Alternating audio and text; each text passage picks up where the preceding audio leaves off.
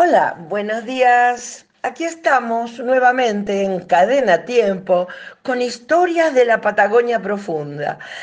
Hoy con una edición especial. Les cuento, hemos salido de viaje para buscar más historias, más fotografías, más imágenes, más música de la Patagonia. Pablo Lopresti anda por la meseta, por San Martín, por Senger, Río Mayo, Gobernador Costa. Y yo estoy en este momento convocada por el escritor y dramaturgo Juan Carlos Moisés, que es de la localidad de Sarmiento, a un encuentro de escritores. Pero, ¿dónde? Nada menos que en la provincia de Salta, La Linda. Para el encuentro de escritores he traído más de 40 libros de autores del Chubut para difundir nuestra literatura y compartir historias, poemas y anécdotas chubutenses. Por eso, hoy en nuestro programa les entregamos una compilación de las más hermosas entrevistas que hemos tenido y el próximo sábado, ya de regreso, los esperamos con muchas novedades. Disfruten del programa y que tengan una buena semana. Bueno, vamos a ir a hablar con un amigo historiador de Trevelin, de Antonio Ñanculev. ¿Quién es Ñanculev? Fue el gestor de la organización de la comunidad de Cerro Centinela en la década del 40 del siglo pasado y principalmente de la escuela que está allí, la 113, y por otro lado, este dato a mí me interesa mucho, fue el promotor de un periódico, de una revista en realidad y de un periódico. Uno se llamó El Indio y el otro se llamó Costumbres y Valles, ambos publicados no aquí en Chubut, en donde está Cerro Centinela, sino en Capital Federal. Estas publicaciones tenían llegada a varias provincias de nuestro país. Obviamente, muy tempranamente, esto apuntaba a reivindicar los derechos de los pueblos originarios y las distintas problemáticas que aquejaban a los mismos en aquel momento. Vamos a comunicarnos entonces con Fabio Arce, que está en Trevelin, también hombre de radio, hombre de la cultura y profesor de historia. Fabio, ¿cómo estás? ¿Qué tal? Buenas tardes, Pablo. Buenas tardes a Julia. Un gusto, Julia. No tenía no nos conocíamos.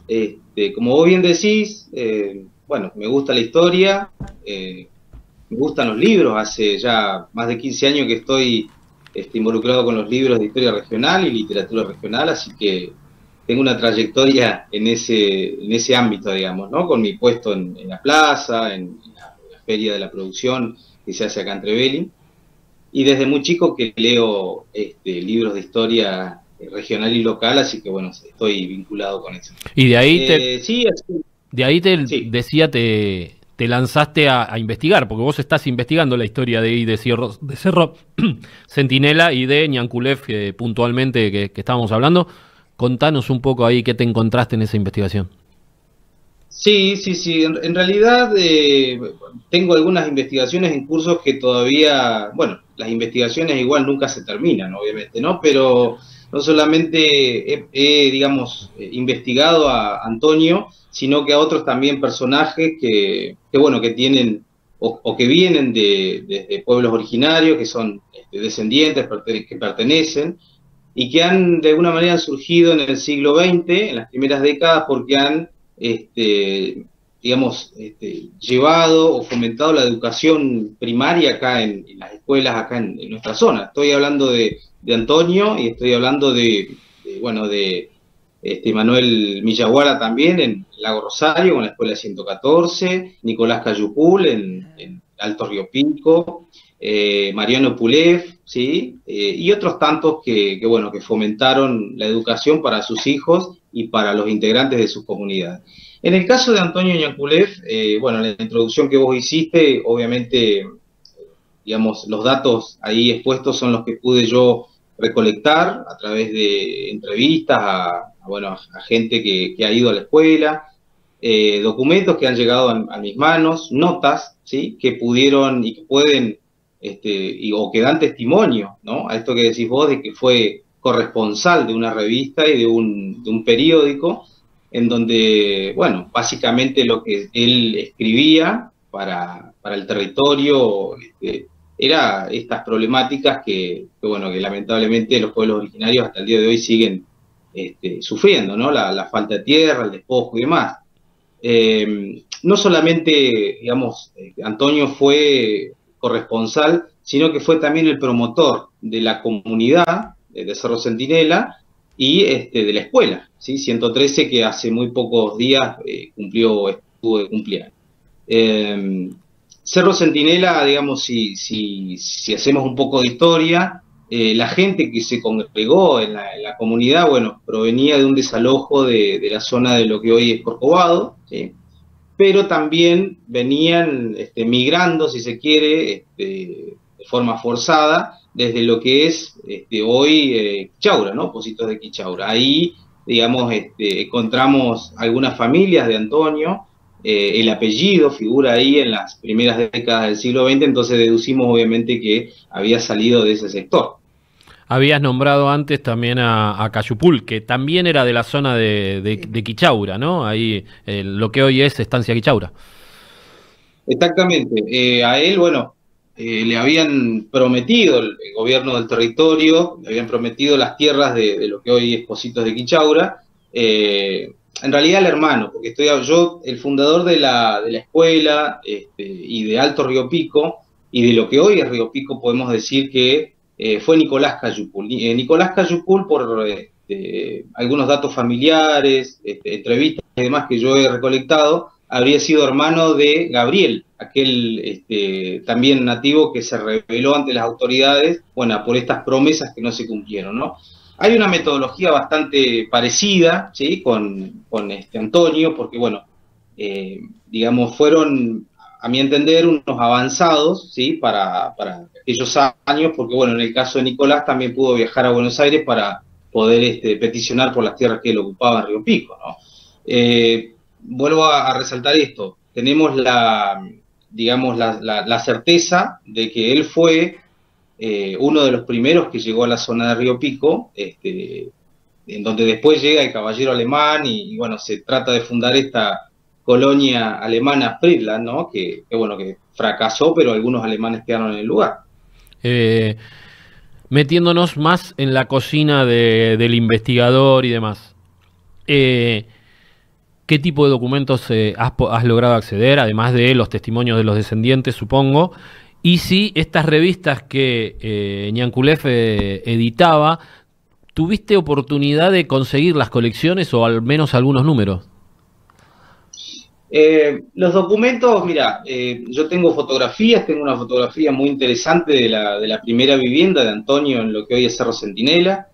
Él también tenía otro espacio físico que le llamaban la oficina, en donde además de bueno, gestar todas estas cuestiones en relación a la tierra y demás, también se dedicaba o tenía la función de registro civil. Él anotaba los nacimientos, los casamientos, ¿sí? Las defunciones y demás. Era una especie de funcionario público, Antonio, y bueno, tengo fotos, tengo testimonios orales, como les comentaba, y también tengo alguna documentación que afirman, ¿sí? Que está escrita y son cartas básicamente que responden a los pedidos de Antonio en la década del 40 del siglo pasado.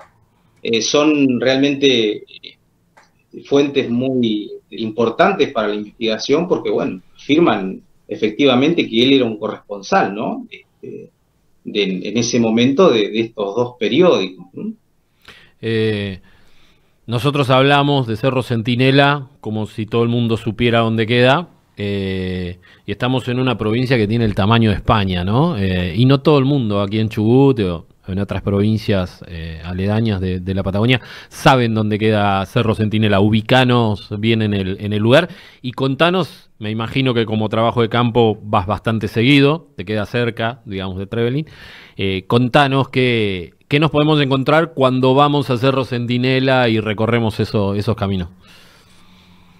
Sí, Cerro Centinela queda a aproximadamente 50, 60 kilómetros de acá de Trevelin, ¿sí? Se va por la ruta número 17, que es la que nos lleva hasta Corcovado.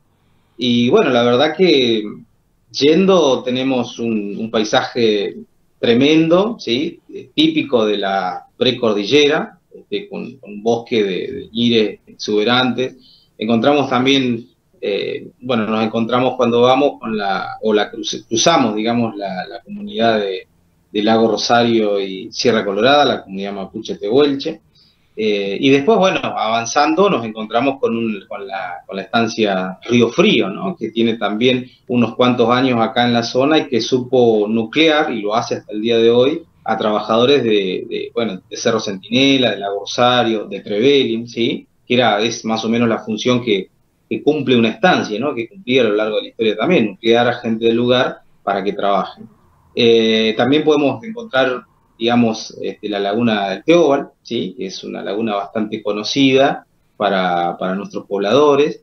Y bueno, la verdad que es un paisaje hermoso, ¿sí? Rodeado de montañas, ríos, que vale la pena visitar. Bien, Fabio. Bueno, no va a ser la única vez que vamos a hablar con vos porque tenés muchas de estas historias de allá de Cordillera y del resto de la provincia, así que seguramente te vamos a seguir llamando muy pronto para charlar de estas cosas. Y te hago una última que tiene que ver con la organización, si se puede adelantar algo, de un evento que fue mucho tiempo, muy convocante en la ciudad de Trevelin, que es el Congreso de Historia Argentino-Chilena, que por cuestiones presupuestarias y demás en algún momento se discontinuó, y que tengo el run de que va a volver a realizarse este año. ¿Esto es así? ¿Tenés idea? Sé que vos estás cercano a la comisión, siempre lo estuviste. ¿Qué nos podés contar de eso? Sí, es así. Últimamente hemos tenido una serie de reuniones con el secretario de Cultura y Educación, con Gustavo de Vera, que me convocó a mí y a Matías Yone, que es otra persona que incluso vos lo conocés, que viene de la academia, que hoy lo tenemos acá en Trevelin, es del Lago Rosario. Y sí, estamos trabajando en eso, ya se diagramaron algunas cosas, una fecha estimativa que se charló son los primeros días del mes de noviembre de este año, y bueno, tratamos, digamos, de imitar algunas cuestiones que se hacían, digamos, antes de que se cortara, digamos, el Congreso, ¿no? Que, digamos, el Congreso, dentro de todas las, podemos decir, de todas las identidades que tiene Trevelin, o de las características, el Congreso de Historia es una de ellas, ¿no?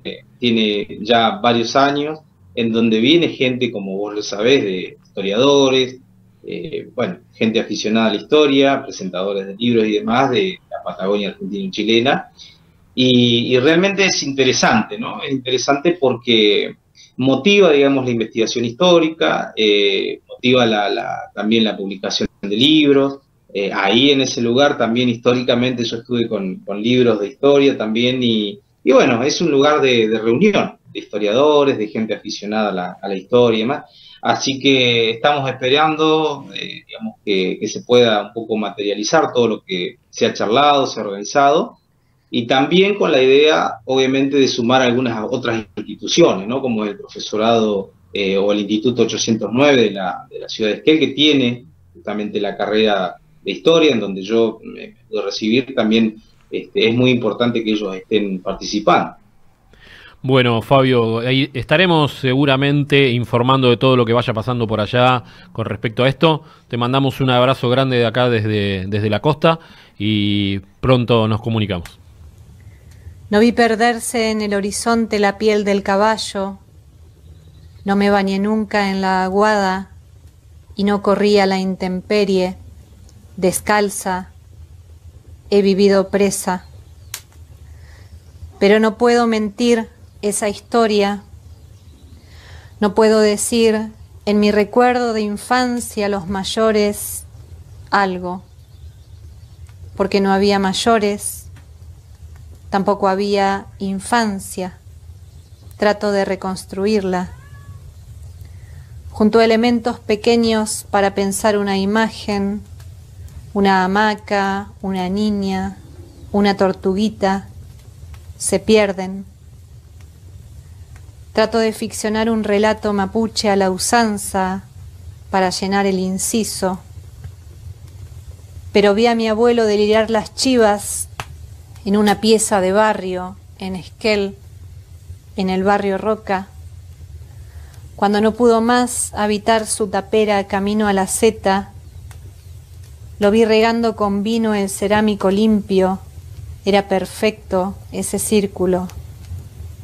Y vi a la tía correr a puteadas mientras torcía el trapo de piso, y con él nuestra historia. Caían las gotas de vino como cayera la sangre, las lágrimas, como estas palabras caen. Esos son mis recuerdos. Se teje ahí mi memoria. Porque vi eso de niña y pensé, mirá qué loco el abuelo. Y veo lo mismo al trasluz de la historia y pienso, cuánto dolor y ternura, mi abuelo, su ofrenda. No sé cómo presentarme.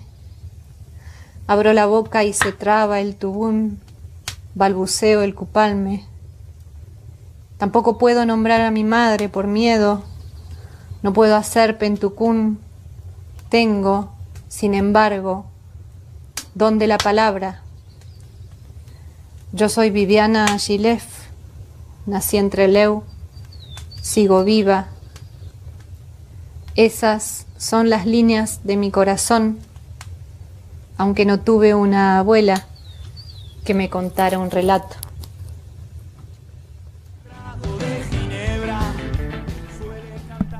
Bien, bueno, volviendo de la tanda, escuchábamos a Viviana Gilef, que se presentaba a sí misma como parte del poema que estaba leyendo y que tenemos aquí en nuestro estudio, poeta, profesora. ¿Qué tal, Viviana? ¿Cómo estás? ¿Cómo están? Un gusto llegar acá, siempre encontrándonos nosotros en alguna radio. En algún lado. Sí, a pesar de los viajes, idas, vueltas, que a veces no, porque vos sos viajera incansable. Hay un buen poeta del Gulumapu que es Bernardo Colipán, excelente poeta, que él dice que es Nampulcafe, que se ve que era como un rol antiguo de nuestros ancestros, que era como establecer acuerdos territoriales, viajar, conocer gente de diferentes tierras y andar. Yo me copié. Claro. Lo uso, cualquier cosa que me digan, no, lo que pasa es que... Pero... creo que tengo esa forma de ser Nampulcafe. La Patagonia invita aparte a esto, porque a veces más que la llegada, lo interesante de nuestra Patagonia es el viaje. Sí, además. Sí, claro, no llegar a destino. ¿Qué vas viendo, no? ¿A quiénes vas conociendo? ¿Qué cosas interesantes, no?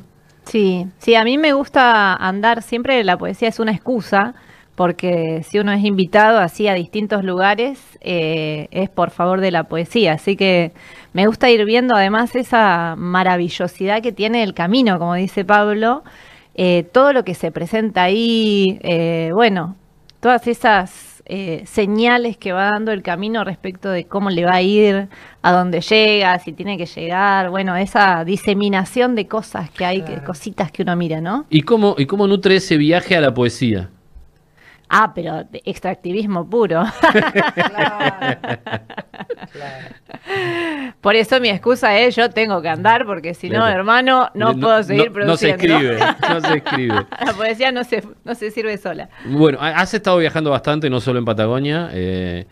Has estado además en la Feria del Libro de Buenos Aires. Hizo por primera vez una mesa de literatura en lenguas originarias que coordinó Fabián Martínez Icardi.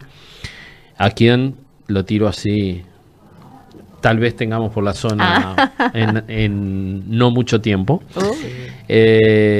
¿Cómo fue esa experiencia? Estuviste con Liliana Ancalao, además de acá de Chubut. Contanos un poco eso. Bueno, fue una experiencia muy alegre en principio, porque siempre a mí me da mucha alegría encontrar como... identidad de corazón en personas tan distintas, ¿no? Y allí fuimos recibidos por Fabián y por Silvia Iparraguirre y nos divertimos a lo loco. Además de que todo el evento en sí salió muy bien y fue verdaderamente un acontecimiento, nosotros nos hicimos amistad, que eso es lo importante, ¿no? Y encontramos muchos puntos en común en todo el espacio de conversación que se generó. Y más allá de eso, que está en el orden de lo personal, esas jornadas, bueno, estuvieron muy bien pensadas por Fabián, fueron realmente un acontecimiento por el hecho de que en 48 años de Feria Internacional del Libro no se les había ocurrido el hecho de generar al interior de la feria, con tantas cosas que hubo a lo largo de este tiempo, generar jornadas de encuentros con literaturas indígenas o de pueblos originarios. Entonces, bueno, esta idea que germinó allí en los encuentros que Fabián tenía con sus amistades fue bien recibida por quienes presiden la feria, y bueno, allí estuvimos gente de otros pueblos, estuvimos con el pueblo Yagán, estuvimos con poetas de Quechua, Aymara, y bueno, eso hizo que hagamos como unas lindas jornadas, porque duraron 3 días, y con mucha asistencia de gente, sala llena, las 3 jornadas, incluso en el contexto de un paro, porque fue una de las jornadas fue en el contexto del 9. Y en el contexto de una feria complicada por la situación económica, las idas y vueltas con el gobierno, etcétera. Sí, ese contexto además, bueno, y fue como de peso, pero por nuestra parte, además de eso, de pasarla muy bien, de aprender, de conocer gente, siempre, igual con Liliana hemos andado mucho en distintos lugares y con distintos públicos, y siempre la sensación es la misma, ¿no? Da la sensación de que la poesía puede llegar a lugares donde por ahí el propio mensaje de nuestro pueblo no puede llegar, y entonces utilizamos eso como estrategia. Parece que todavía la gente se está enterando por primera vez a partir de la poesía de algunos acontecimientos históricos, de acontecimientos en el presente, ¿no? De modos verbales que no corresponden, como el pretérito imperfecto, ¿no? Todas esas cosas que nosotros metemos en la poesía, a veces inauguran un modo de pensar y de sentir en quien está ahí escuchando, y siempre se genera, por lo menos a mí siempre me toca la segunda etapa, que es después de estar, ¿no?, en las mesas, en las charlas, en las conversaciones, generar la contención que hay que generar en el público, porque uno trabaja con sus energías, ¿no? Entonces siempre es ahí estar como consolando a la gente y contextualizando, ¿no? Para que tampoco, digamos, para que se pueda discernir esto que ha hecho el Estado Nacional argentino en algunos de sus representantes, y no la sociedad, ¿no? No la sociedad en general, para que no exista como esa...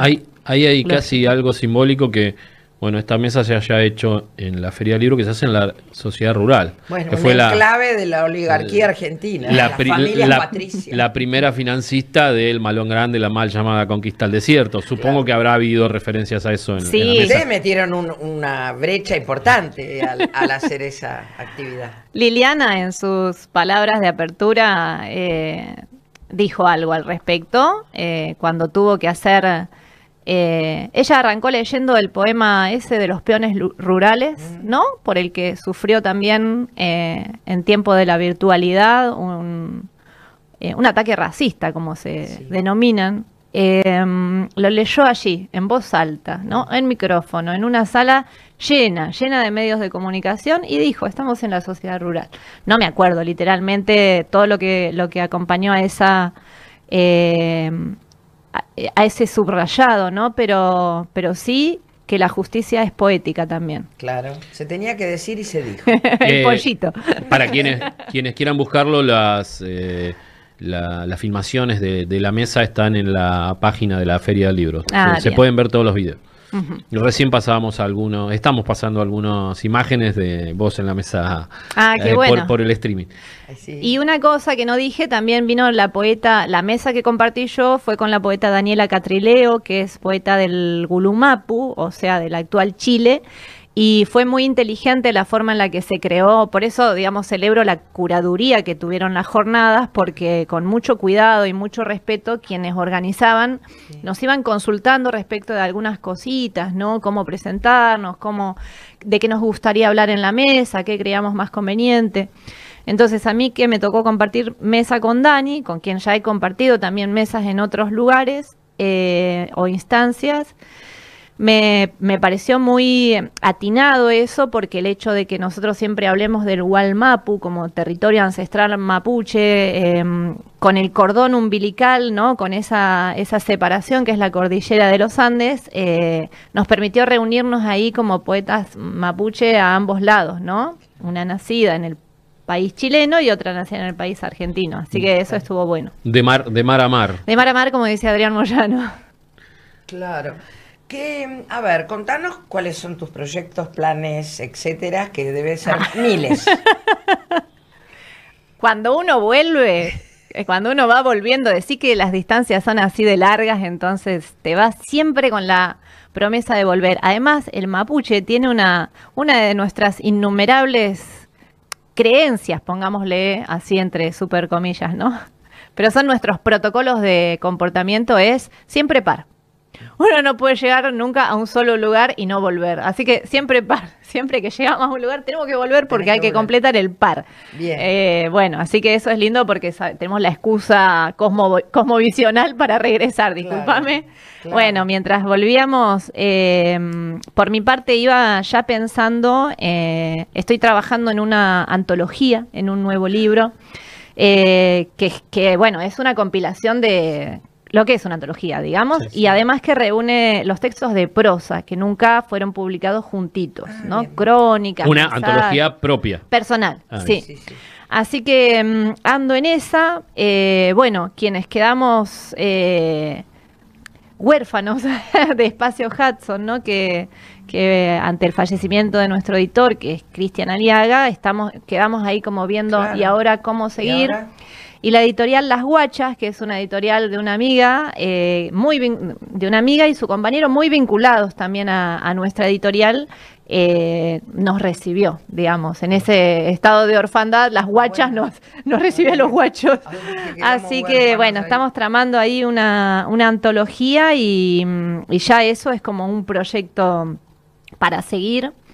Y no queda mucho, porque uno cuando hace una revisión editorial de su propia obra, y encima uno es crítico literario, es investigador, claro. Tiene el ojito académico, claro. Es como que uno mismo... Te pones muy ¡qué ternura! Mirá lo que escribí. Y ¡pa! Afuera. El bollito. Sí, bueno, claro. ¿Qué estaba pensando, Tom? Y qué ternura si uno es autocomplaciente, porque si no... ¿Qué me pasaba? Ay, por favor. ¿Qué idiotez esto? ¿Qué serie de Netflix estaba mirando, no? Claro. Claro. Así que bueno, no es que va a quedar como en algunos poetas. El otro día estuve mirando la antología del poeta Ariel Williams, que sacó, es excelente la curaduría y es muy grande. Bueno, mi obra, para mi gusto, no es tan de tanta calidad como la de Ariel Williams, entonces voy haciendo como una selección muy cuidada, finita. Claro, de los textos que sí quiero que sobrevivan al futuro, ¿no? Así que bueno, en esa. Y después siempre aparecen invitaciones, viajes de distintos lugares. Como dice Pablo, la Patagonia es un lugar que invita, ¿no? Sí. Siempre hay cosas y además, bueno, a mí me gusta mucho acompañar y hay como un proceso de emergencia de un montón de poetas, mujeres mapuche, que están cada una haciendo sus cositas. Entonces, a mí me gusta acompañar siempre esos momentos, así que... Mientras nos cubra la nafta, yo puedo llegar a donde sea. Si no, ahora sí que se puso difícil. Está difícil. En cualquier momento sale, para que tengas en cuenta y comuniques cuando salga, yo te voy a avisar, la convocatoria al fondo editorial de la legislatura del Chubut. Y ya me dijeron que están tramitando, viste que el fondo editorial de la provincia hace 10 años que no convoca. Sí. Bueno, el que está como subsecretario, Rondor, parece que obligan a Lotería a que ponga lo que adeudaba. Lo que no puso en 10 años. No quiso poner en 10 años. Lo de 2022, 23 y 24, en la cuenta que le corresponde al fondo editorial. Piensan que como para septiembre estaban en eso, lo quieren convocar este año. si eso sale, va a haber un dinero como para varios géneros literarios, como se hacía antes. Qué hermoso. Ojalá, porque hay mucha obra muy buena Mucho. y las ediciones están caras y hay autores que no pueden directamente publicar, porque, bueno, imagínate los que hacen investigaciones de campo, sí. que son libros de 300 páginas, una fortuna. Sí, yo tengo la tesis de maestría que me gustaría por publicar ejemplo. y es como Bueno, qué buena noticia porque Sí. a mí siempre me han convocado en distintos lugares, digamos, como jurado. Claro. Y ahí es donde uno se da cuenta de la enormidad y de la calidad de autores que hay, sí. que son un montón, por eso siempre como el trabajo Sí. del jurado es Complejo, difícil, sí. pero a la vez es un regalo que nos hacen porque ahí uno, más que si uno es interesado en la Estás literatura, evaluando qué te está das pasando por cuenta acá. del fenómeno, ¿no? Sí. Que se está dando y qué bueno porque, bueno, por mi parte, tanto mi primero como mi segundo libro no los hubiese podido publicar de manera autónoma si Claro. no hubiese sido Salieron por la el Fondo Editorial Secretaría de sí. Cultura, Y claro. además muy bellas ediciones en su resultado, entonces Claro. eso... Debe haber sido por 2005, 2007, porque yo estaba en la Secretaría en Sí, esa época. 2009, 2009, 2010, 2011. Ahí, por ahí. Ahí, sí. Ah, mira, pensé que era antes. En esa época fue... Pero vos Bien. estuviste, vos Sí, me yo ayudás. estaba, El primero yo estaba. quedó así de bonito gracias a tu asesoría, Julia. Bueno, sí, ahí Sí. estaba, me encantaba. La verdad que Sí, es un... hermoso. El trabajo de las ediciones es hermoso porque tenés, y como correctora, ni te digo, Sí. la posibilidad de leer cosas fabulosas. Y Sí. que a veces me da pena después que por ahí no se puedan publicar para que la gente los conozca. Y ¿no? está bueno también pensar que si hay fondos, siempre los jurados ponderamos en orden de mérito, pero está la posibilidad de primero, segundo, tercero, sí, entonces sí. depende del Con calidad capital de económico que publicación. haya, claro, Claro, si las claro. obras lo ameritan, recuperar ese tiempo perdido y reparar esa ausencia Claro. con Y ahora se con sumó la distintas legislatura, que también es un Reparar no estímulo solo grande. reparar no solo esa ausencia, sino el incumplimiento de una ley, porque está por ley. Bueno, se saltearon una ley durante 10 años. No me asombra, te diré. Digámoslo así. Seamos más concretos. Claro. Una última en 6 minutitos. Oh. 5. Sí. Ya en tu rol de profesora, tanto de la universidad como del instituto, ¿en qué estado está, digamos, la reproducción, no me gusta la palabra, de la literatura patagónica dentro de las instituciones escolares, universitarias, En las secundarias? aulas. Bueno, a mí en el 801, que es el instituto donde también se enseña la carrera que está en la uni, me han invitado a dar como UDI, ¿no? Son unidades de definición institucional, un taller, y los estudiantes mismos deciden, ¿no? Esa es la maravilla de la definición de ese UDI, que cada estudiante, que los grupos se juntan y ven qué es lo que les falta a sus planes de estudios y dicen, queremos esto. Bueno, en los últimos años, y el año pasado me hiciste el aguante en una clase, Pablo, han pedido taller de literatura patagónica. ¿Por qué? Porque es algo que en los programas de estudio, en los planes de estudios del profesorado, no está para el profesor de educación secundaria. Y esa es una decisión de quienes han elaborado los planes de estudio en algún momento y que es muy difícil, digamos, hacer contrapeso, ¿no? Entonces, ¿cómo está? Y están esos espacios, pero no llegan a ser materias, hay muchísimo interés porque verdaderamente cuando uno va trabajando, digamos, a mí me gusta trabajar todos los géneros y además la parte crítica, académica, editorial, todo lo que...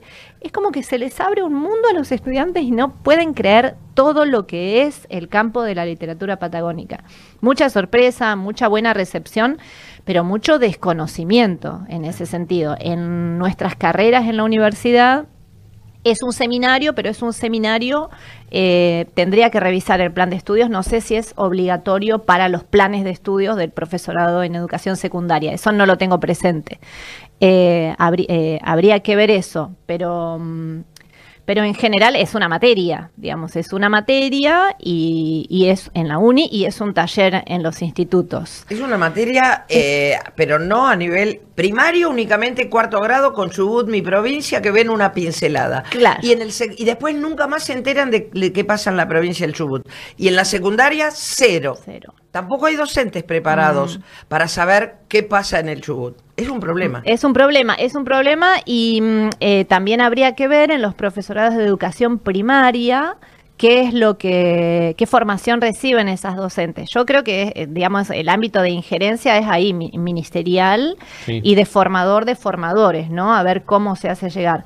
Pero es muy difícil, sobre todo porque, digamos, siempre hay estereotipos en relación con las literaturas patagónica, africana, gitana, ¿no? Es como que se le sigue pidiendo exotismo y eso es muy difícil de erradicar, ¿no? Entonces, constatar patagoniquismo en una literatura suele ser como el procedimiento más buscado y hay grandes obras en nuestra literatura que le van como sacando el cuerpo a ese interrogante, ¿no? Entonces, no sé, me parece que es algo a lo que habría que atender incluso con jornadas de formación docente y esas cosas.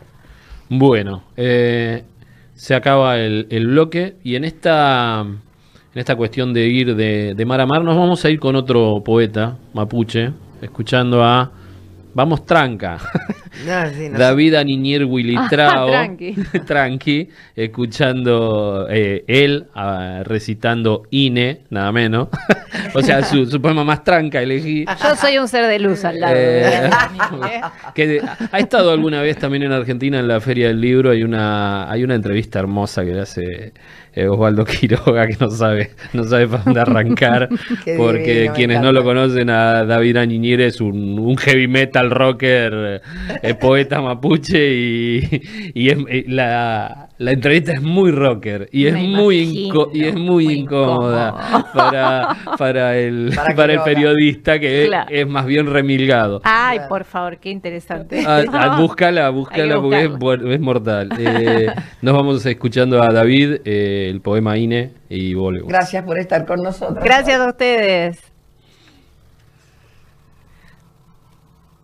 INE es mortal. Siempre estuvieron distantes a nosotros. Se acercaron y preguntaron cuántos éramos y quiénes somos y de dónde vinimos. Nos contaron con el lápiz y las balas. Y después dijeron, los vamos a contar con una estadística. Y así nace esto, INE, aludiendo al Instituto Nacional de Estadísticas, INE, o Indio No Estandarizados.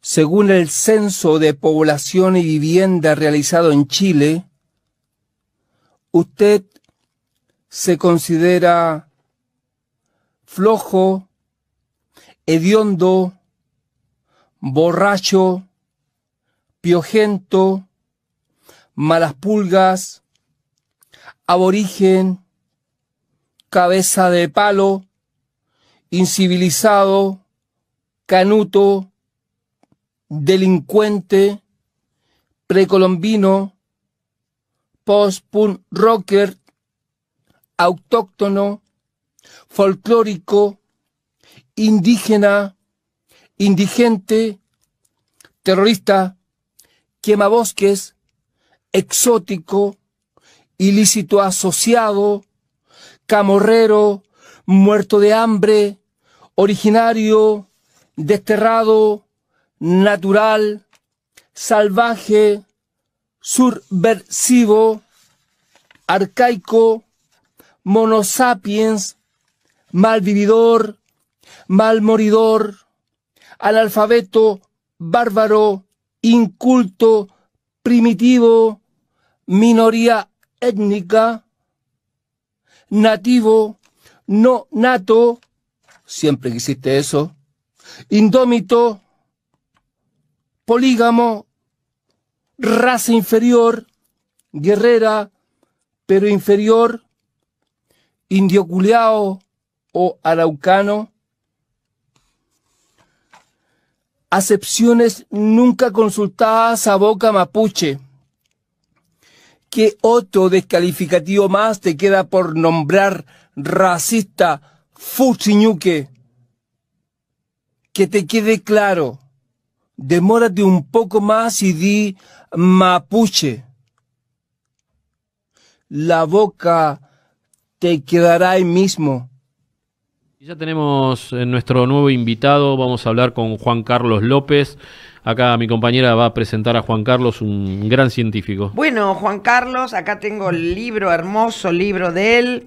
Es más conocido como Orcamán, inició en 1975 el primer estudio sobre orcas en Patagonia, creando el proyecto Orca Patagonia Antártida, del cual es director general. Extendió su área de trabajo a la Antártida como el director de investigación del proyecto Orca Antártida 91. Es autor del libro Orcas, acá lo muestro a la cámara, libro precioso, me encantó la tapa. El libro es Orcas, entre el mito y la realidad. Continúa su trabajo de observación de estos maravillosos, la verdad, intrigantes delfines en estado silvestre en distintas áreas de Patagonia, brinda cursos de rescate de cetáceos varados, charlas, conferencias y talleres. Participa en diferentes publicaciones de divulgación y ciencia y es asesor de diferentes equipos internacionales de documentales. Activista contra la caza y el cautiverio de cetáceos, oriundo de Capital Federal, vive en Puerto Madryn, acá en el Chubut, desde 1972. Se ha desempeñado como buzo profesional, instructor de kayak, guardafauna de la Reserva de Fauna Punta Norte en Península Valdés y actualmente guardaparque del área natural protegida El Doradillo, protegiendo ballenas francas del sur. ¿Qué tal, Juan Carlos? ¿Cómo estás? ¿Qué tal? ¿Cómo andás? Un gustazo estar con vos y con Julia. Gracias. Bien. Bueno, contanos cuándo te picó el bichito este grandote, el cetáceo más grande. Sí, viste, a mí no me atacan los mosquitos, me atacan las orcas, en el buen sentido de la palabra. Mira, me empecé, cuando empecé como guardafauna, allá por octubre del 74 en Punta Norte, ahí me encontré por primera vez con un grupo de 7 orcas que aparecieron frente a mí. Salieron a respirar juntas y quedé fascinado porque nunca había visto una orca en mi vida, siempre me gustaban los tiburones y bueno, y ahí comenzó a atraparlo en mi corazón. Por eso yo digo que no solo me acerqué a las orcas, sino ellas se acercaron a mí, ¿no? Claro. Encontraron un buen representante, porque hoy tienen, digamos, una prensa que no es la que tenían antes. Estaba esto de la ballena asesina y demás, y esa imagen ha cambiado. Sí, ha cambiado. Es más, cuando yo empecé o avisé al gobierno de la provincia de que quería trabajar con las orcas, me sugirieron que no lo haga porque eso iba a evitar que llegue el turismo, por el tema de la ballena asesina, ese famoso nombrecito que le dan a las orcas, que no lo son.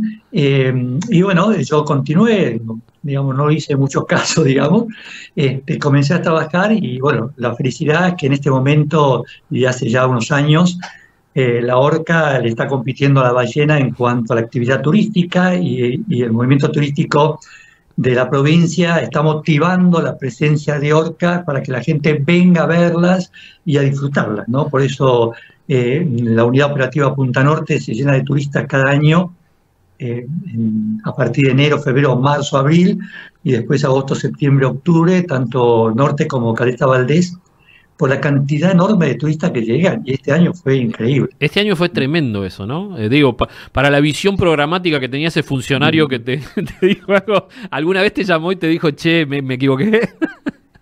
No, creo que no se atrevió nunca a hacerlo, pero en realidad sí, es un atractivo turístico que trae mucho dinero a la provincia, a Puerto Madryn, Trelew, Rawson, todas las zonas que hay, todos esos sitios se benefician con esta presencia de gente. La verdad que sí, este año fue sorpresivo por la cantidad de avistajes que hubo de orcas. Nosotros teníamos el temor, nosotros digo, tanto guardafaunas como los investigadores de orcas que están trabajando en este momento en esa zona, el temor por la gripe aviar que había atacado a tanta cantidad de cachorros de elefantes marinos, casi eliminó esa población de cachorros del año pasado, y con los lobos marinos había pasado algo parecido con gran cantidad de muertos que aparecieron. Y las orcas se alimentan de ellos. Entonces, ¿qué podía pasar con ellos? Cuando sabíamos que en Perú y en Chile habían muerto delfines por gripe aviar. La orca es el delfín más grande que se conoce, no tiene nada que ver con la ballena asesina. Y bueno, este año, menos mal que la unidad operativa Punta Norte extendieron las pasarelas, que tuvieron algunos años ahí trabajando en ellas, porque hubo días que, según los guardas que del lugar, hubo casi más de 1000 personas en la reserva.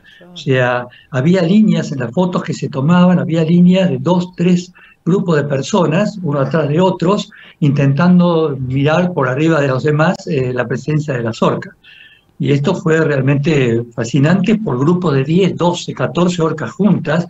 Son grupos, ¿no?, que se unen, después vuelven a hacer su vida individual. Pero no sé, yo trabajando con orcas tantos años anteriormente a todo esto, no vi tantos grupos juntos, la presencia de tantos días de orcas en el lugar, ¿no? Incluso hubo días, corregime si me equivoco, en donde dos grupos diferentes atacaron juntos. Sí, atacaban juntos y a veces tenían 6, 7 orcas juntas varándose.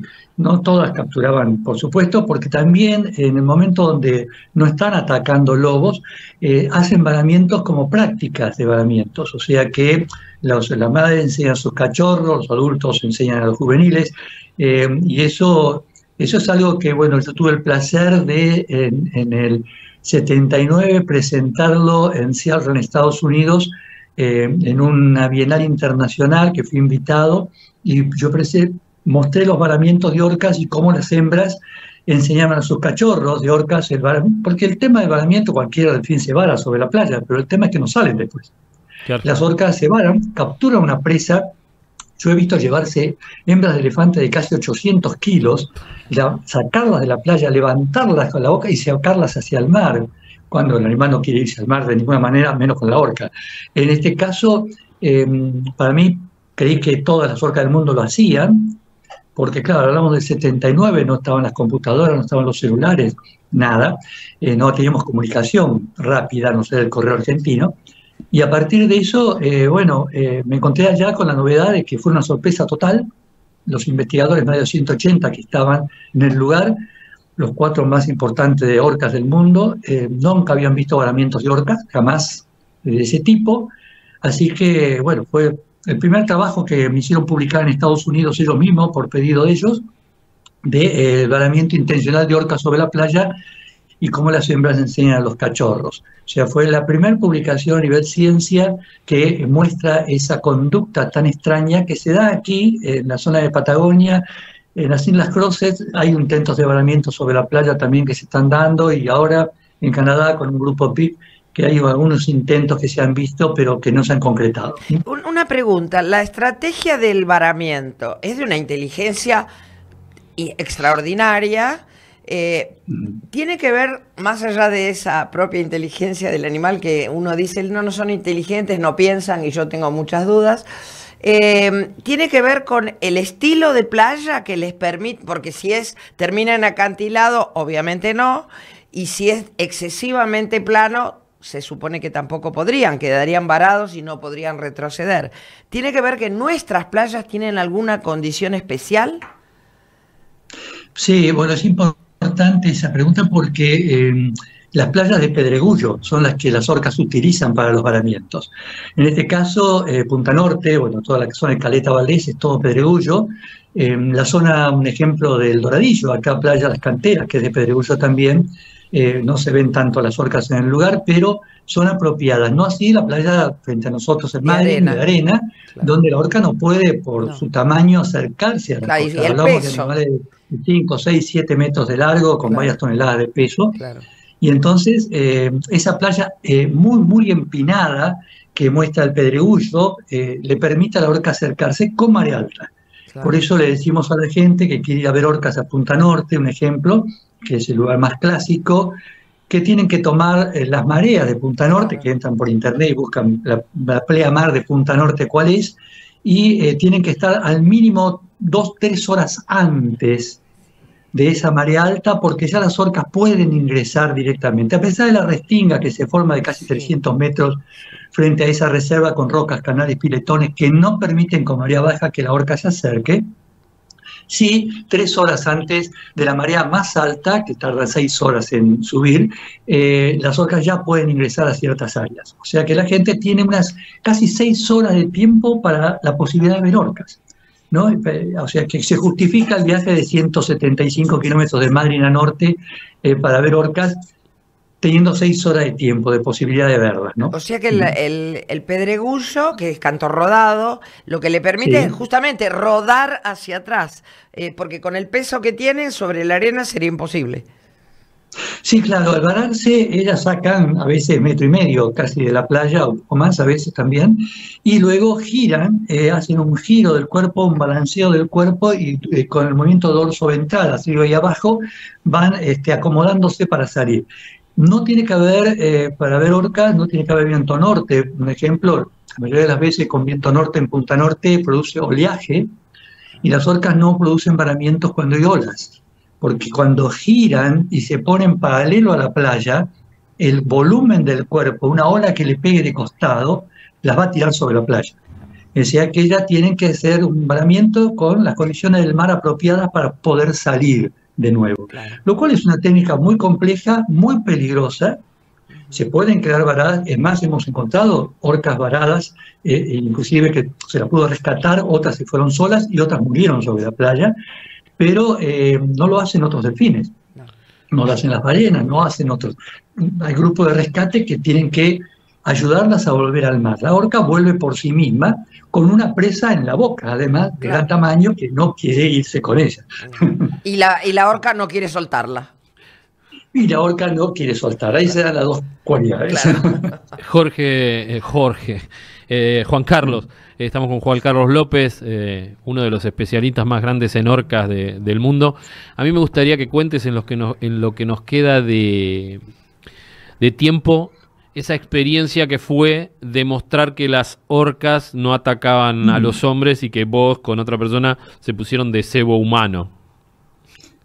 Sí, bueno, eso fue un contrato que se hizo con la BBC de Londres. Una locura. Sí, David Attenborough estuvo acá, lo conocimos, una eminencia en lo que es todos los documentales de la BBC. Tuve el placer de estar con él también, y en ese momento me preguntó qué pasaba si probábamos si las orcas comían personas también.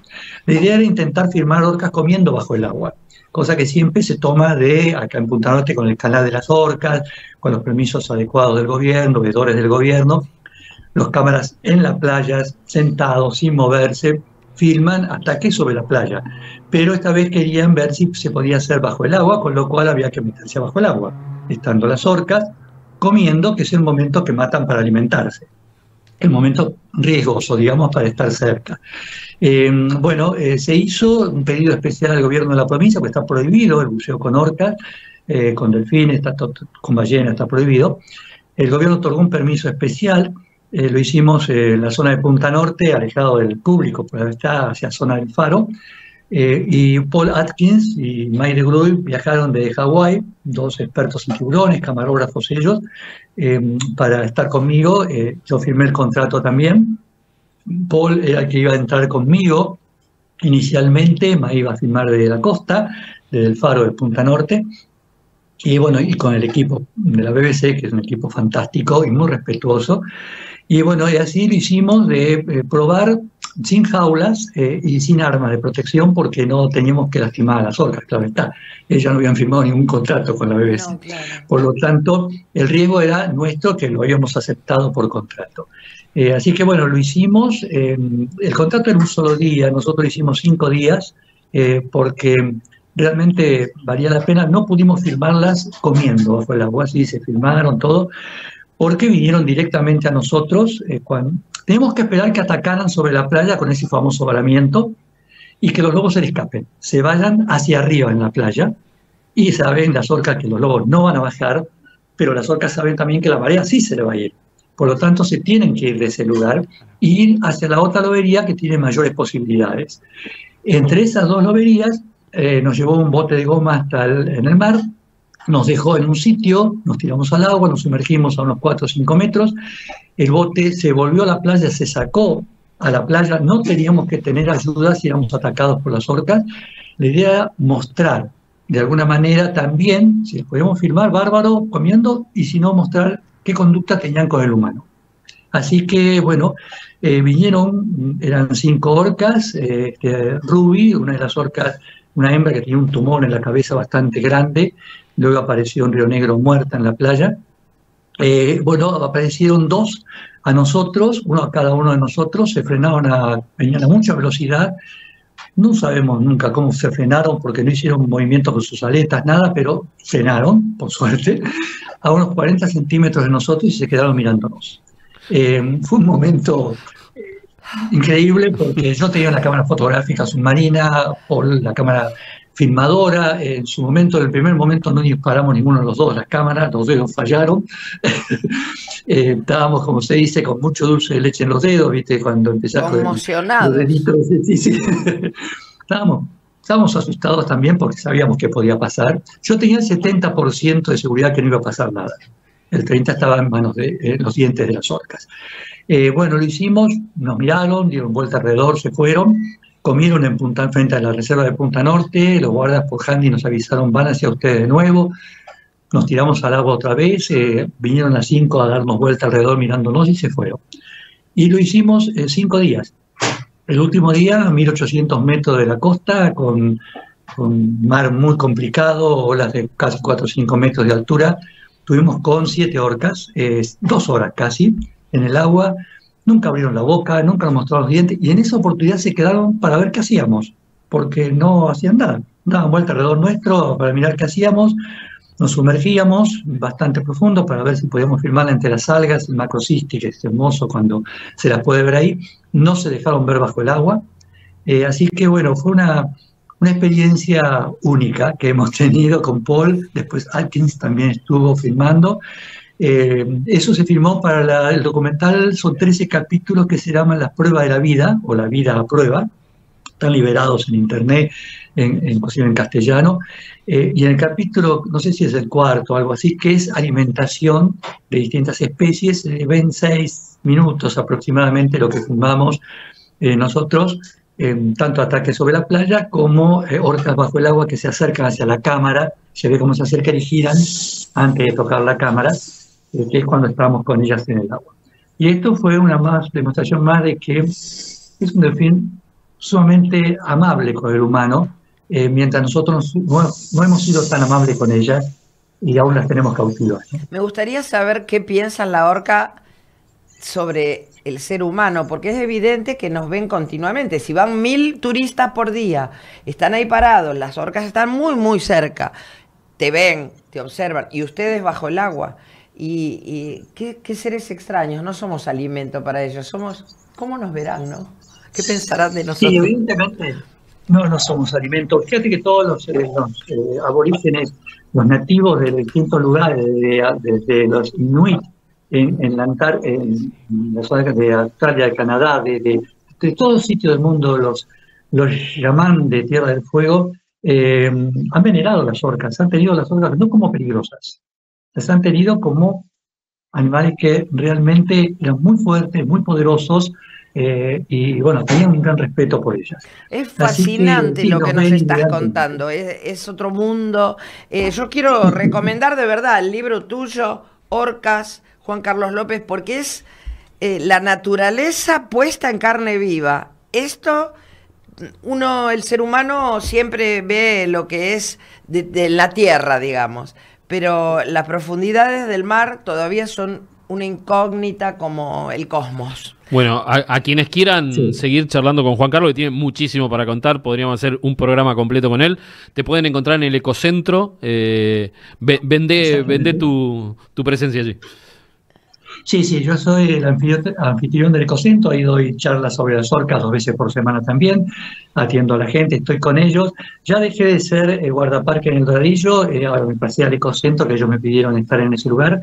Así que sí, el libro es Orca, Supremacía en el Mar, que es la reedición, Pablo ha tenido que ver con la reedición, cosa que le agradezco tanto, y el primero fue Orca, Supremacía, Entre el mito y la realidad, que fue de Sudamericana, que lo editó en el año 2000, pero este es el nuevo. Este es el doble de páginas, con fotos a color, muchos más datos, bueno, hay que se acerca al ecocentro, compre donde lo compre, yo se lo puedo dedicar si quieren. Hablamos Como del dice ecocentro Pampa Azul, que está en Puerto Madryn, En ¿no? Puerto Madryn, Sí, así es. Bueno, un una edificio invitación, hermoso. invitación para un paseo extraordinario. Gracias, Juan Carlos. Seguramente te vamos a llamar de nuevo durante el año. Un abrazo grande. Hablar de las devociones populares argentinas y hablar en particular de las de Patagonia, ¿no? De los santos, los milagreros, como decía mi vieja, yo no creo en las brujas, pero que las hay, las hay. Yo no Los creo. curanderos, yo creo en los médicos, pero los curanderos a veces me facilitan la vida de otra manera. Como decía un gallego, no creo en el Dios verdadero, voy a andar creyendo en eso. Exactamente. Bueno, los mitos forman parte del inconsciente colectivo de los seres humanos, desde que camina sobre la tierra el ser humano. Carl Jung decía que son las expresiones simbólicas de todos los pueblos con los que los hombres le dan sentido a sus vidas. De ahí también las religiones. Pero bueno, al margen del santoral propio de la iglesia, como por ejemplo el caso del Sefirino Namuncurá, que es de la iglesia, proviene desde ahí, cada comunidad tiene sus mitos particulares, santos, milagreros, muertos con poderes especiales a los que le rezan, sanadores, etcétera. Por ejemplo, como la difunta Correa, el Gauchito Gil, estos sí son expresiones bien de la cultura, de la fe, digamos, popular, no parte desde la iglesia. ¿Y cuál es la causa que lleva a convertir en motivo de devoción a una persona sencilla, común, cualunque, igual que cualquiera de nosotros? Bueno, probablemente una identificación. En algunos casos porque llevaron una vida triste y sin oportunidades, propensos a sufrir un fin trágico, o por injusticias probadas por la autoridad, entre comillas, ¿no? Como la inglesa bandolera, que fue muerta por un comisario de manera vil, y la gente le llevaba flores a su tumba hasta que levantaron la tumba que estaba en Gangán y la llevaron a Buenos Aires. Incluso allá la gente le colgaba rosarios, le llevaba regalos. Bueno, cada provincia tiene los de sus características propias. La Patagonia tiene uno en particular, especialmente la Patagonia centro-norte, ¿no? Chubut, Río Negro y una parte de Neuquén también. Vamos a hablar de el maruchito. Y el maruchito es motivo de culto para cientos de personas. Le invocan que interceda ante Dios un favor que necesitan, como que es un intermediario. Bueno, así también rosquea entre el cielo y el infierno. Tal cual, así. Y tiene que tener mucho poder porque hay mucha gente que ha recibido esos beneficios. Es un trader.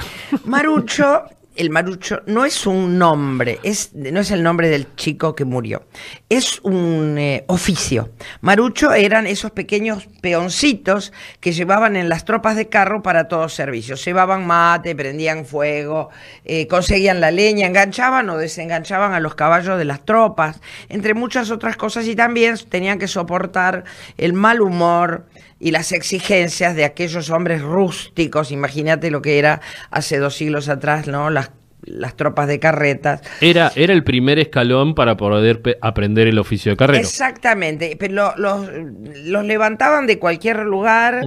Que con la pobreza que había tenían que trabajar desde muy chicos, desde a partir de los 10, 11 años.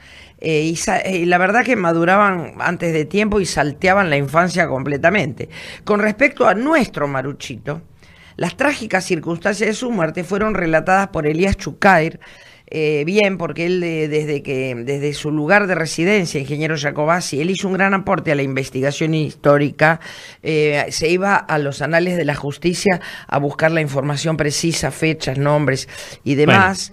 Bueno, si consideramos que la justicia tiene información precisa. Sí, por lo general había muchas declaraciones Elías tuvo muchas declaraciones de primera mano de personas que habían vivido determinadas cosas por una cuestión de edad. Elías murió hace varios años, ya casi tocando los 100 años de su propiedad. Entonces ha hablado con informantes que estaban bueno, su papá tenía un almacén de ramos generales donde la inglesa bandolera iba a comprar y donde hacía demostraciones de tiro, de la puntería que tenía y demás. Bueno, De Elías, el libro El Maruchito, hacedor de milagros en la en la meseta patagónica, recogimos la información que paso a leerles. Era en la época aquella en que las tropas de carros y chatas unían en lentas jornadas las enormes distancias, andando sobre esas viejas rastrilladas aborígenes y marcando las primeras huellas.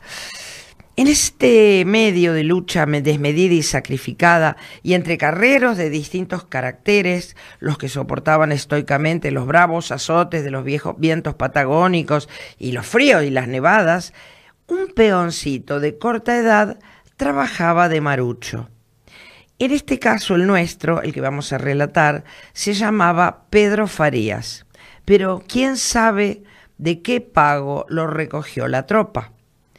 Así se llamaba y no se conocen otros datos de quien iba a ser protagonista de un hecho que traspasó luego las distintas etapas del tiempo para convertirse en un hacedor de milagros. Pedro trabajaba en una tropa que periódicamente vencía la distancia desde el sur del entonces territorio de Río Negro hasta General Roca y Neuquén. En ese quehacer, una de las pocas ocupaciones que existían para los campesinos menores, Pedro Farías soñaba quizá con ser algún día el manejante de alguno de esos pesados carruajes que cruzaban las casi desérticas regiones de esta zona. Así iba templando su vida, pero hubo un cruel episodio que se la cortó en forma prematura y es así el dato preciso que yo encontré. Transcurría el verano del año 1919. La tropa se había detenido en el dobladero de los carros de paraje Bajada Colorada, entre Cerro Policía y Aguada Guzmán. Mientras las mulas buscaban la protección de los algarrobos y montes altos, cosa que el sol no les cayera a pique sobre el lomo, en los fogones, las pavas y las ollas tinadas de humo y abolladas por los golpes calentaban agua para el mate y para el puchero. La guitarra y los relatos de sucedidos eran ingredientes indispensables en todas las ruedas fogoneras. El marucho, en el único momento libre que tuvo, intentó acariciar la guitarra que se encontraba apoyada en una de las ruedas de los carros, pero la mirada severa y penetrante de Onofre Parada, capataz de la tropa, hizo que detuviera a tiempo su mano y que resigne su propósito. Recordó entonces aquel niño hombre, inocente aún, que no había conocido el encanto de un juguete, que le tenían vedado acariciar, aunque fuera aquel instrumento de maravillosa sonoridad que tanto lo cautivaba. Pero todo lo prohibido se convierte en tentación. Y Pedro Farías, horas después, intentó tomar la guitarra, ignorando hasta qué punto podía llegar la reacción irracional de su dueño, el que se caracterizaba por la prepotencia y la ostentación de bravura que lo animaba. Cuando sus ojos se agrandaban de asombro y de placer al sentir vibrar bajo sus dedos las cuerdas del instrumento, el cuchillo filoso de Parada se introdujo 2 veces en su vientre y cayó inconsciente, abrazando a la guitarra. Su sangre brotaba, mojó la tierra e hizo que desde aquel día fuera más rojo el suelo de Bajada Colorada. Asistido por los peones, que no ocultaron su indignación por lo sucedido, llevaron al maruchito hasta el rancho de una famosa curandera chilena de ahí de Aguada Guzmán, doña Catalina Riesur, dejándolo en sus manos. La tropa continuó su marcha, mientras el marucho se quedó librando una dura batalla contra la muerte, pero lamentablemente la resistencia de su cuerpo, tierno todavía, no alcanzó a sobreponerlo. Dicen que el cruel y desalmado matador huyó a caballo y fue a refugiarse allá en la meseta del Somuncurá, bueno, por el remordimiento dicen, pero también a refugiarse porque la justicia lo perseguía y anduvo deambulando por muchos lugares que dicen Lo perseguía la sombra de lo que había hecho. Yo no estoy muy de acuerdo, yo creo que se escapaba porque la policía lo estaba buscando. El cuerpo del marucho Pedro Frías le dieron sepultura ahí junto al camino, en Bajada Colorada, y se convirtió desde entonces en testimonio de su inmolación. Por el año 1924 colocaron sus restos bajo una pequeña capillita de adobes, que después la reformaron y la hicieron más bonita. La levantaron los vecinos del lugar. Al correr de los años, su tumba empezó a ser venerada en forma permanente por los lugareños. Nunca le faltaron velas, flores y ofrendas, y a la vez se convirtió en el sitio de parada obligada de pedidos de gente que pasa por allí. Hasta el día de hoy continúa. Todos los viajeros que andan por ese camino que une el sur rionegrino y la zona norte de Chubut con la región, pasan por la región también del Alto Valle, no dejan nunca de detenerse en el lugar, especial los camioneros, que siempre dejan una ofrenda antes de seguir camino. Esto significó que fuera creciendo la admiración y lo convierte a un santito del campo que casi en alguien canonizado por la fe popular, sin injerencia ninguna de ninguna actividad religiosa, ni tampoco en medio de lucro. Y ahí comienza a llamarse el Maruchito. Bueno, las noticias de su milagro ya recorrieron leguas, pagos distintos, y personas de todos los rumbos acuden a esta capillita para venerarlo y pedirle por ellos y por algún ser querido, y especialmente por tener suerte en ese viaje que emprendieron. Bueno, muy linda historia, ¿no? Sí. Hubo muchos maruchos Sí. en la historia del transporte patagónico, Claro, ¿no? particularmente. De todas maneras, me parece que no hay que romantizar No, este tipo por de supuesto. historias, porque nunca falta uno que dice, sí se hace, hay que salir a trabajar a los 13 años. Sí. No. No, tampoco faltan No. los que dice, salimos con el micro a tal hora a visitar al Maruchito. Y te cobran el pasaje como si fueras a Miami, más Sí, o menos. sí. Sí, esto siempre es. Pero bueno, Y lo nombraste ahí a don Seferino Namuncurá. Sí. En algún momento hablaremos de Seferino. Sí. Tiene una historia muy interesante que no es Muy. la oficial. Y No. podríamos llamar a alguien que hizo una investigación sobre Seferino y que ahora la está ampliando, por eso no ha reeditado un libro que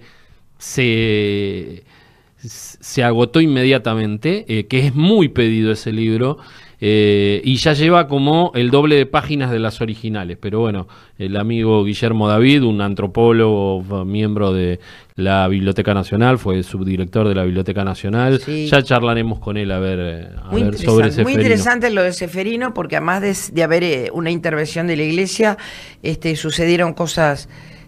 A mí me apena mucho la vida de Seferino Namuncurá, justamente Sí. por el aprovechamiento que se hizo de él. y En vida su primero. cuerpo, y después de su muerte también. Totalmente. Nos comunicamos con Julieta Gómez Otero, arqueóloga. Hola Julieta, ¿cómo estás? Hola Pablo, buenos días para vos, para toda la audiencia, para tu compañera de equipo. Bien. Julieta, han hecho un hallazgo y están con un trabajo en mano ahí con tu equipo que te vamos a pedir que los nombres a todos. Importantísimo, porque han tirado las fechas de hallazgos de restos humanos muy atrás. Sí, es un hallazgo que se realizó, digamos, de una manera fortuita hace 4 años, o van a ser 4 años, y bueno, los integrantes del equipo que trabajó en ese hallazgo y en los estudios de laboratorio son Anaí Vanegas y Ariadna Svoboda, que son arqueólogas que trabajan en el Instituto de Diversidad y Evolución Austral de acá del CCT CEMPAT. Gabriela Millán, que es bióloga, pero especializada en el estudio de restos humanos esqueletarios, que también está en el IDEAUS, y Hernán Marani, que es biólogo, pero doctor en arqueología por la Universidad del Centro de la Provincia de Buenos Aires, y se especializó en el estudio de fauna arqueológica, pero sobre todo en la transformación antrópica de huesos de vertebrados arqueológicos. Bien. Estamos hablando de una antigüedad importantísima. Sí, sí, es una antigüedad que en este momento es la mayor entre los restos humanos. Hay sitios arqueológicos más antiguos, tanto en Patagonia Oriental como en Patagonia Occidental, pero estos son los restos humanos más antiguos. Hay otros restos humanos casi de la misma antigüedad, poquitos decenios de años menos, que se encontró en la zona de Coyhaique, en Aysén, de 9.000 y pico de años, que se llama Baño Nuevo 1, donde hubo un enterratorio colectivo también de varios individuos que dieron antigüedades similares, es decir, que habrían sido enterrados en un mismo evento o eventos muy próximos en el tiempo. Así que hasta este momento ese era el entierro más antiguo de Patagonia. Y ahora tenemos este nuevo dato que nos gusta mucho, porque pensar que estamos a la misma latitud, si bien hay que pasar por los Andes, pero los pasos cordilleranos por esta zona son bajos, son fáciles de transitar, así que te genera toda una serie de expectativas de si se conocían, si podían estar emparentados, si tenían relación de intercambio entre ellos, o ya sea de materias primas o de parejas, bueno, algo para seguir indagando en el futuro, ¿no? Me imagino que con esto que me decís van a estar haciendo cruces genéticos. Como no te escuché muy bien. Que me imagino que con todo esto que me decís que van a estar haciendo cruces genéticos con esos hallazgos de Coyhaique. Claro, claro. Sí, los colegas chilenos que trabajaron en ese sitio, que es Baño Nuevo 1, ya hicieron análisis genéticos y por lo menos sabemos que pertenecen esos restos a uno de los linajes fundadores de América, ¿no? Que es el linaje B. Y está previsto que en breve muestras muy pequeñas de estos dos niños sean estudiadas en un laboratorio de Estados Unidos para determinar su linaje genético. Bien, estamos hablando de una antigüedad, corregime, de 9.200 y 9.700 años, ¿no? Sí. Bueno, esa antigüedad es la antigüedad radiocarbónica, ¿sí? No son años calendáricos, son años radiocarbónicos. Los años radiocarbónicos se toman respecto del año 1950 de nuestra era. ¿Por qué? Porque a partir de la bomba de Hiroshima se produce un cambio molecular y radiológico, digamos, en la atmósfera. Entonces se considera que hasta ese momento la atmósfera tenía una composición isotópica que después cambió. Entonces, los años radiocarbónicos, por convención internacional, se miden hasta 1950. Pero hay una serie de fórmulas que se aplican por las cuales se puede transformar esa antigüedad radiocarbónica en años calendáricos, ¿sí? Pero ¿qué es lo que pasa? A medida que transcurre el tiempo, hay que actualizar esos años calendáricos, ¿sí? Entonces, los años radiocarbónicos son fijos, van a quedar siempre ahí, 9.400, 9.800, pero los años calendáricos van actualizándose. Así que, bueno, algunos arqueólogos preferimos usar los años radiocarbónicos que son fijos, ¿sí? Porque si no tenemos que estar todo el tiempo actualizando y además informando. Pero lo interesante de este hallazgo es que en un mismo sitio de entierro, con 400 años de diferencia, hubo dos personas, niños en este caso, quizás había más, ¿sí? Enterrados, porque cuando se hicieron las casas vecinas antes de esta construcción, los vecinos manifestaron que habían aparecido restos óseos. No es fácil distinguir a veces entre restos óseos, si no hay cráneo, de por ejemplo, un guanaco y un ser humano, ¿no? Los huesos son bastante parecidos y para una persona que no está formada en este tipo de evidencias es difícil determinar. Así que estimamos que en ese lugar siguieron enterrando o hubo otros entierros.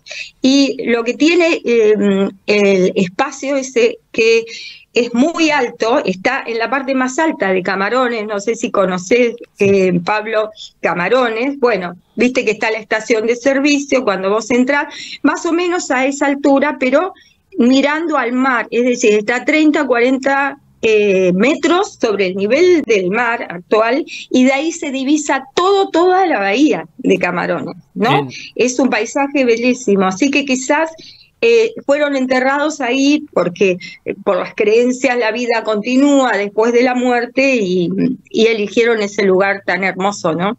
¿El mar hace 9.500 años estaba en esa misma línea costera o estaba más retirado? No. Justamente en esa época de poblamiento de Patagonia, ¿sí? Hace más o menos 11.000, 12.000 años, el mar estaba por debajo de su nivel actual, se calcula 30 metros por debajo de su nivel actual, lo que implica que en costas como por ejemplo la de acá, la de Madryn, que son costas con relieve muy suave, muy largas, la plataforma continental argentina es muy amplia, esas costas con relieve suave habrían permitido, digamos, una exposición del continente mucho mayor, o sea, disponibilidad mucho mayor de tierra. La de Camarones no es una costa de relieve suave, es una costa de relieve abrupto. Entonces, lo que se pudo modelizar, y lo hicieron colegas geólogos del Instituto Patagónico de Geología y Paleontología, es que la costa en aquel momento se encontraba a 9 kilómetros de donde está ahora. O sea, que el paisaje no era como lo vemos en la actualidad, y seguramente varias de esas islas que hoy existen no eran islas, ¿sí? Pertenecían al continente. Bien, bueno, para los que recién se enganchan, estamos hablando con Julieta Gómez Otero, nos está contando de un hallazgo arqueológico fascinante, y me imagino, vos me decís que en la zona estamos hablando de un enterratorio que tiene por lo menos 500 años de continuidad, lo que nos cuesta a nuestros tiempos tan fugaces ponerlo en la cabeza. Me imagino van a seguir estudiando la zona, ¿no? Van a hacer excavaciones. Mira, nosotros estamos trabajando, el equipo nuestro está trabajando desde el año 2018 de manera sistemática. Yo hice algunas excursiones, digamos, incursiones arqueológicas en el 90 y en el 98, pero desde el 2018, tanto Ariadna Svoboda como Anaí Vanegas, que son las arqueólogas del equipo, están trabajando en esa zona y han podido recuperar materiales muy interesantes de otro tipo, ¿no? Como fogones, talleres líticos, lugares de campamento, y dieron antigüedades de 6.000 años. O sea, lo que corresponde al periodo que se llama Holoceno Medio, que es también muy interesante porque cuando se produce el derretimiento de los glaciares, después del fin de la era de los glaciares o Pleistoceno, se produce el derretimiento de esas grandes masas glaciarias que ocuparon gran parte de la Tierra, sobre todo cerca de los polos norte y polo sur. El nivel del mar comienza a aumentar, a incrementarse, y hace 7.000 años supera los niveles actuales, ¿sí? Entonces, ahí tenemos que pensar un paisaje donde el mar invadió el continente y la gente obviamente tuvo que, digamos, moverse más cerca del continente, ¿no? Trasladarse, porque si no estaba todo inundado. Entonces, lo que las dos arqueólogas pudieron determinar es que esos sitios que corresponderían a la máxima ingresión del Holoceno Medio se encuentran hoy día más alejados de la cota actual del mar, ¿no? Entonces, lo que estamos viendo que la interrelación entre el paisaje, la geomorfología, la geología y las ocupaciones humanas está muy, muy directamente relacionada, ¿no? Qué interesante, Julieta, ¿qué tal?